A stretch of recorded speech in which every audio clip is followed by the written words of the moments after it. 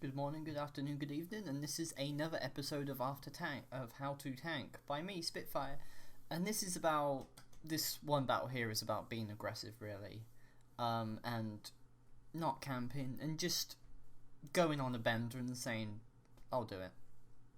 So, at the start of every battle, as per usual, I would always recommend looking at the team charts. As you can see here, the enemy only has one spotter vehicle, which is the VBR. We have a Sphinx. They kind of have the advantage in MBTs here, as they have Armadas, a Merc, another Merc, a bunch of Leos, and some Mercs at the bottom as well. While we mostly have XM1A3s and less armoured vehicles. So, going to the city on this map in a Centaur 120, you wouldn't want to do.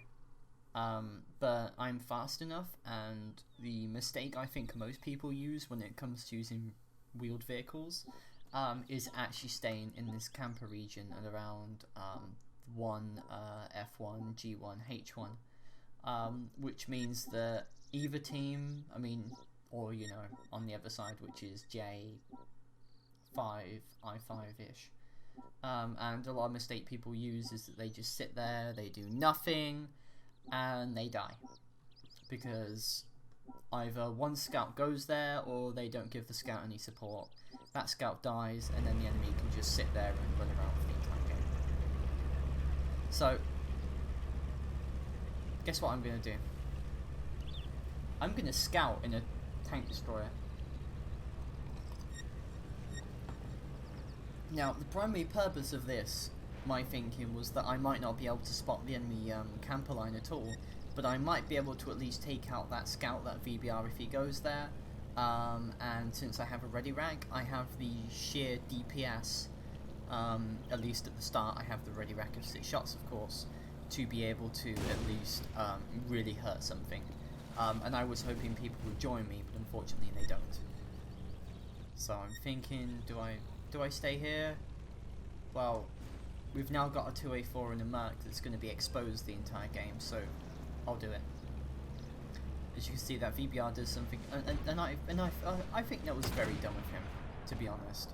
I get a shot on him, hit again, somebody bounced on me, but you see, I've spotted the PL1 now, and so far there doesn't seem to be any enemies here.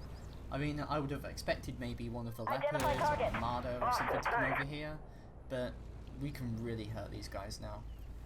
I can get crossfires and flanking shots on just about everything. Well, not from this bit. I can kind of shoot the Centaur a few times. But yeah, I think coming here was probably the good part. I mean, right now I've done 1700 damage. Our team in the north, unfortunately, it looks like they're a little bit outmatched, and especially at the middle as well, since that Leopard 2AX and the XM1A3 aren't going anywhere, and we have a Barak that's kind of just sitting there in the open, as well as an Evo, and we have an Ariete and a Dragon that's going to be murdered by the Abrams tanks over there. I can't really do anything to help them there. I'm going to say this was their own fault. Well, the fault with the tier 10s anyway. If that XM1A3 and that Leopard 2 had either gone to the city or had gone down to the middle, this would have probably gone very differently.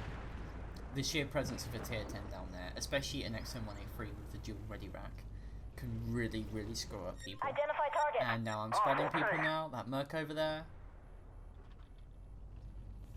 I'm spotting him.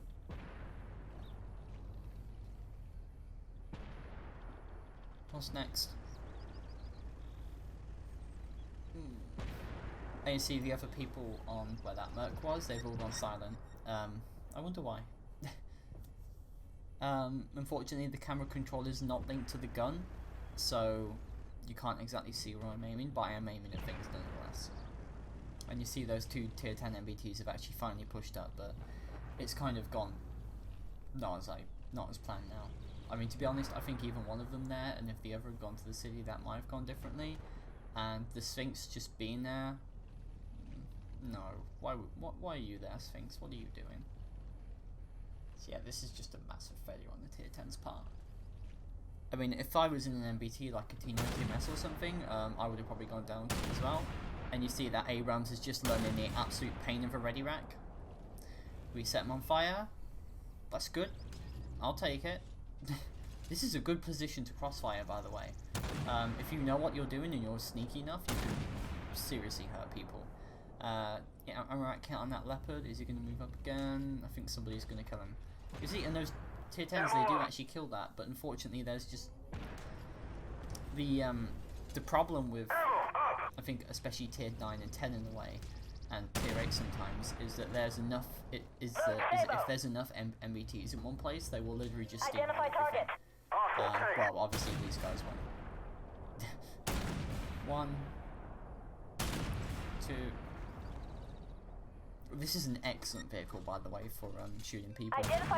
It's not so good in PvE simply because of the ready rack, in which I would say that the Draco is better. But for all intents and purposes, the 120 being aggressive like this and going up to this place is what really sorted up my damage numbers in this game. There's never Barrett down there. Hey Mert, do you remember those buffs you had? Yeah, they don't help versus AP rounds. Sorry, dude.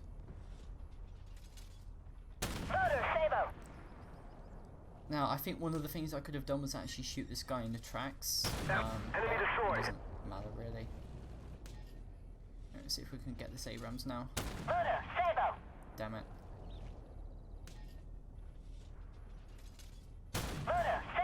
Engine hit. I was trying to track him, but engine hit is good enough, I guess. There we go. I'm just keeping his highlight. Yep, the Merc's being annoyed now. The Merc's being annoyed at me for camping, when I was the one that pushed up and he was camping. It's funny.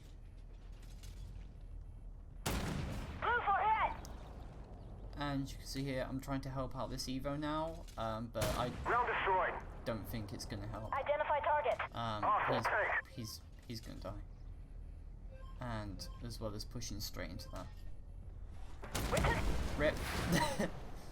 So yeah, in the grand scheme of things, I think our tier 10s really failed in this game.